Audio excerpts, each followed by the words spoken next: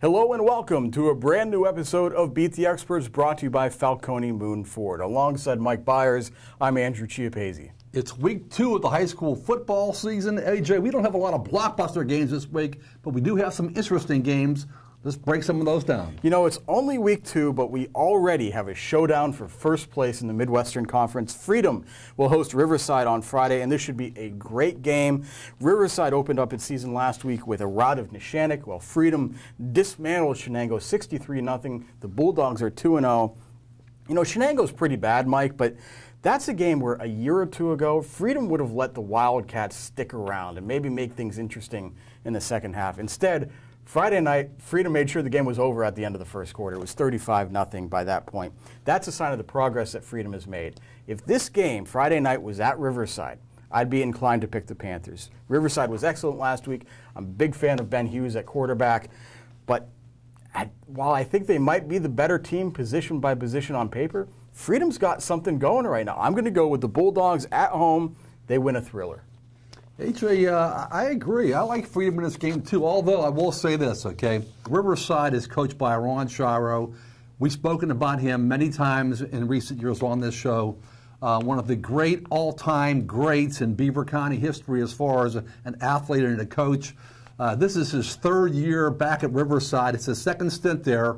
2 years ago, 9-3. Last year, 9-3. Whippeal semifinals both years. Great football program. This should be really a fun football game to watch. Two great quarterbacks in Ben Hughes for Riverside, Zach Rosa for Freedom. I think right now, though, Freedom, they're playing at home, like you said, and plus they have a lot of good seniors like Cody Ross, a fullback linebacker, Noah Yeck, a receiver, Jake Pill. I like the Bulldogs in a close game, maybe a thriller, to beat Riverside. You know, we also have a rematch on Friday of last year's WPL Class 3A championship.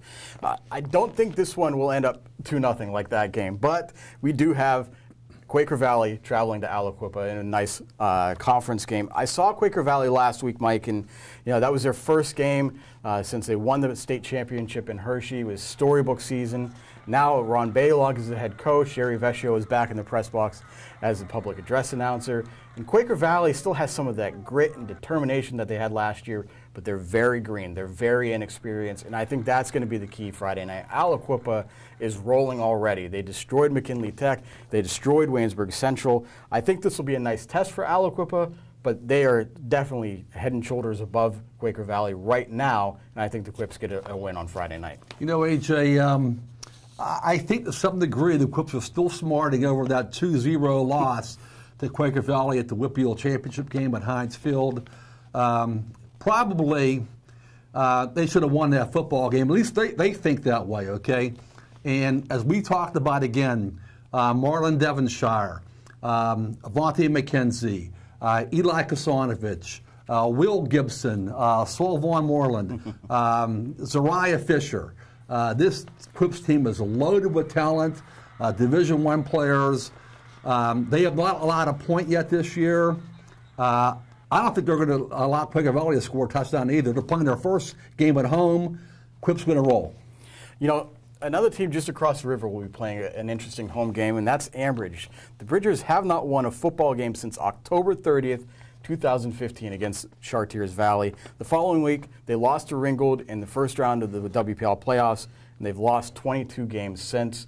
It's a losing streak that's the longest in the WPL, Mike, and they maybe have their best chance of ending it Friday night when they host Waynesburg Central. Waynesburg also has just 2 wins in the past 2 years, so this is not a matchup of two teams that are, you know, great by any stretch of the imagination. And I'm going to pick Ambridge to win this game for one reason. I just want to see the streak snapped. It's time for the Bridgers to get back on the winning side of the ledger. And even if they lose, though, Mike, I think just it'd be a victory for them to score some points. They have not scored a point in 4 straight games. Yeah. AJ, our first 2 picks so far we've agreed on, and it's going to be 3 because I like Ambridge in this game also. You know, as sports writers, we don't cheer for teams, but you can't help but feel bad for the Ambridge kids. Ever since Dan Bradley left a couple of years ago and all those players transferred away, this program is trying to reestablish itself. It's really struggling. I can't imagine the challenges that Coach Terry George faces day in and day out, week in and week out, with a football team he's trying to rebuild. They can hardly even score a touchdown and get a first down. So I expect the Ambers to win their first game this week. I will add one thing. WPL is doing them no favors, scheduling them consistently against teams like Belvern and that such like that in non-conference games. So I almost want to see Ambridge win just to get it back at that a little bit. Well, AJ, I agree with you with the Belvern game, but at least Ambridge opened up with McGuffey, and also they're playing Waynesburg Central. So I think it all balances out. But anyway, that Belvern game is really a tough game, yes. A lot of other games going on this week. What's one other one that you'll keep your eye on? I'm real interested, AJ, in the Southside game at Sarah Catholic. Both teams are 2-0. This is the Three Rivers Conference opener for both of these teams.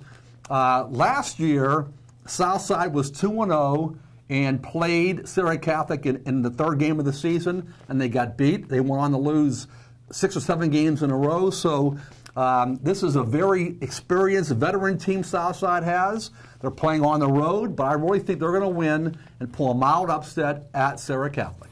You know, not a game of consequence for Cornell this week, but the Raiders do host Bentworth Friday night in their home opener. It's a non-conference game. Cornell shut out Union last week in its season opener, and the Raiders suddenly have a 2-game winning streak.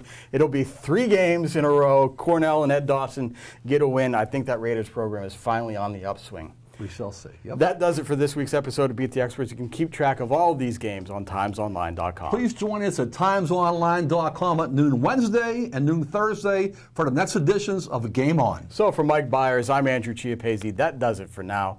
We'll see you again soon.